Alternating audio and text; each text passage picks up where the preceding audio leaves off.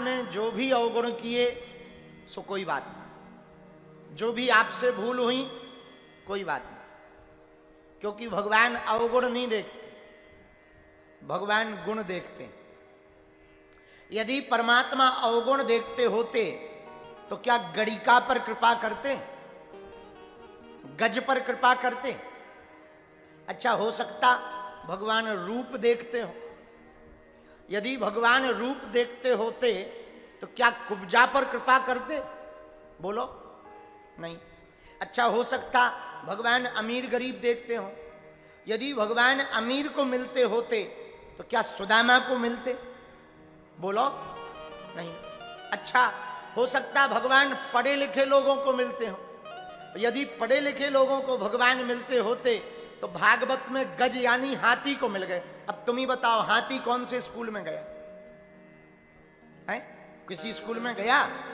इससे सिद्ध होता है भगवान के सामने ये भी महत्व नहीं। पर भगवान मिलते किसको हैं? देखो, भगवान अवगुण नहीं देखते, भगवान गुण देखते हैं। भगवान दाता हैं, भगवान करुणा अवतार हैं, इसलिए वो क्षमा बहुत जल्दी करते। ये भगवान का स्वभाव है।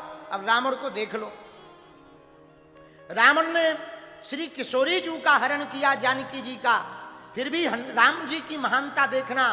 प्रभु श्री राम जी ने हनुमान जी को भेजा, हनुमान जी ने समझाया, एक काम करो, क्या अब चोरी कर ली सो कोई बात नहीं, अब तुम एक काम करो, जल्दी से तुम जाओ, जानकी जी माता को साथ ले जाओ और भगवान से क्षमा मांग लो, जानकी माता वापस कर लो, कर दो।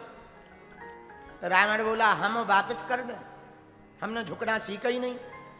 और सच में रावण झुका नहीं। वो अपने गुरुजी को भी प्रणाम झुक के नहीं करता था।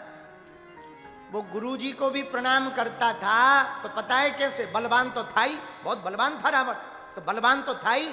रावण प्रणाम करता था कि वो कैलाश पर्वत जाता था तो प्रणाम नहीं करता था, पूरा पर्वत उठा के सिर पर रख लेता था। अब बताओ, अब विचार करो, जो पर्वत पे बैठे होंगे उनका क्या हाल हो। कोई आदमी ऐसा उठाए और सिर पर रखे और ऊपर नीचे करे 2 4 10 बार। अब ऊपर पार्वती जी और शंकर जी दोनों हिल रहे। पार्वती जी ने शंकर जी को पकड़ा, ये क्या हो रहा है? शंकर जी बोले, चेला आया है।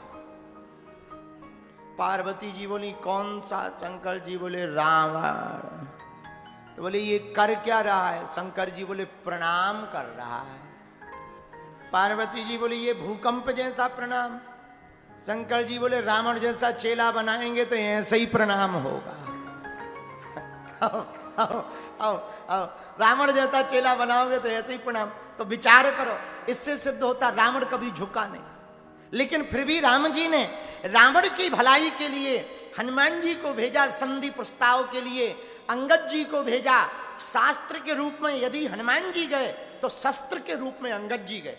हनुमान जी ने विनम्रता दिखाई तो अंगद जी ने थोड़ा तेवर दिखाई। शास्त्र हैं हनुमान जी, शस्त्र हैं अंगद जी, दोनों को भेजा राम जी ने, रावण को समझाओ, पर रावण नहीं माना। जामवंत जी को भेजा, पुलस्त के ऋषियों को भेजा, लेकिन जब अंत तो गत्वा नहीं माना, तब भगवान ने वध किया। मतलब इतने पत्नी श्री किशोरी जी का हरण हो जाने के बाद भी भगवान ने अनेक मौका दिए भक्त को, रावण को, पर नहीं माना। अब दूसरा देखो, दुर्योधन, दुर्योधन को भी खूब समझाया भगवान ने, ठाकुर जी ने, पर दुर्योधन माना क्या? नहीं। भगवान स्वयं संधि प्रस्ताव लेकर गए दुर्योधन के पास, दूतों को नहीं भेजा। भगवान ने सोचा राम अवतार में तो हमने दूतों को भेजा था, इसलिए शायद समझौता नहीं हो पाया, पर कृष्ण अवतार में हम स्वयं जाएंगे।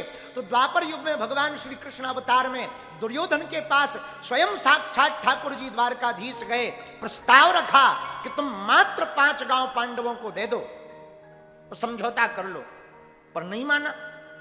तब ठाकुर जी बोले, ठीक है, अब तो तुम्हें निपटना ही है। द्वापर युग में ही शिशुपाल भगवान का रिश्तेदार था, 100 बार शिशुपाल ने गालियां दी, भगवान ने 100 बार क्षमा किया। अरे भगवान का स्वभाव है, भगत कितना भी अपराध कर दे भगवान क्षमा कर देते हैं। जैसे नन्हे से बालक मल कर देता है तो माँ मल किए हुए, गंदगी किए हुए बालक को फेंकती नहीं है, मारती नहीं है, मल साफ कर देती हैं, नए कपड़े पहना देती हैं। और जब तक मल में बालक रहता तब तक कोई भी बच्चे को खिलाना नहीं चाहता, पिता भी गोद में उठाना नहीं चाहता। जब माँ मल साफ करके नए कपड़े पहना देती तब पिता तुरंत गोद में लेकर के खिलाने लगता है। जैसे छोटे से बालक के मल को माँ साफ करती है, वैसे ही हम लोगों के अवगुणों को महात्मा साफ करते हैं। और जब अवगुण रूपी मल साफ हो जाता है महात्मा के वचनों से, तब परमात्मा गोद में बैठा करके उस बालक को खिलाने लगता है। ये भगवान का स्वभाव है। अब प्रश्न उठता है कि वो महात्मा कौन है? हमारी नजर में तो हनुमान जी ही वो महात्मा है। साधु संत के रखवारे,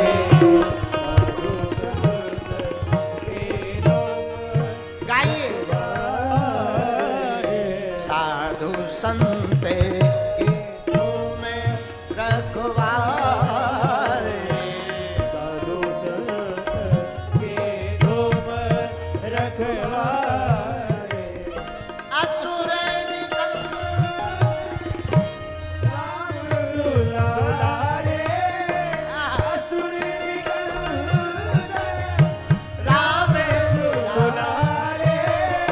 असुर निकंदन राम दुलारे, असुर निकंदन, गाइए गाइए गाइए।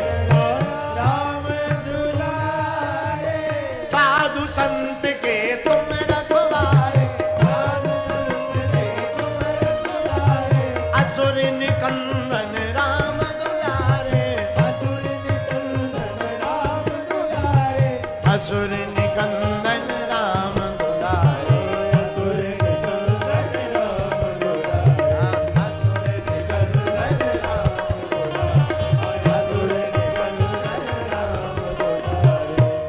सीता राम सीता राम सीता राम गाइए, राम सीता गाइए। राम गाइए, राजा राम राजा राम राजा राम गाइए, राजा राम राजा राम। हनुमान जी महाराज जैसा महात्मा दुनिया में और कौन हो सकता है? आह, बोलो सीताराम, जोर से बोलो और जोर से बोलो।